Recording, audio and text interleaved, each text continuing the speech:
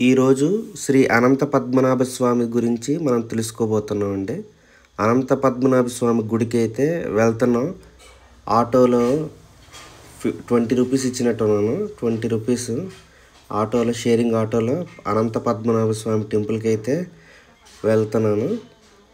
మన భారతదేశంలో కేరళ రాష్ట్ర రాజధాని తిరువనంతపురంలో ఉన్న ఒక హిందూ దేవాలయం అండి. అనంత పద్మనాభుడు అనగా నాభి బొడ్డు యందు పద్మమును కలిగిన లేనివాడని అర్థం. శ్రీ అనంత పద్మనాభ స్వామి దేవాలయం శ్రీ మహావిష్ణువుకు అంకితమైన ఆలయం. ఈ ఆలయం నిర్వహణం ప్రస్తుతం ఇంకా ట్రావెన్కోర్ రాజు కుటుంబానికి చెందిన ధర్మకర్తల ఆధ్వర్యంలోనే సాగుతుందంటే. మలయాళంలో, తమిళంలో తిరువనంతపురం నగరం పేరు అంటే ది సిటీ ఆఫ్ లార్డ్ అనంత అని అనువదిస్తుందని, అంటే అనంత విష్ణు రూపం అని. కానీ అనంత పద్మనాభ స్వామి టెంపుల్ బాగా ఫేమస్ అయింది ఏంటంటే నేలమాళిగలు. చాలా వరకు సంపద ఈ ట్రావెన్కోర్ రాజు కుటుంబం వాళ్ళు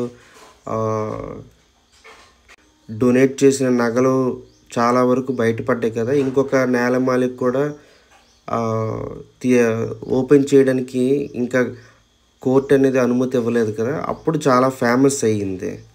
కానీ లోపల చాలా పెద్ద టెంపుల్ ఉంది. మనం చాలా నడాలండి, ఎందుకంటే చాలా పెద్ద టెంపుల్. అసలు కన్స్ట్రక్షన్ లోపలికి మొబైల్ అలౌ చేయకపోవడం, బయటే డిపాజిట్ చేసేసాను.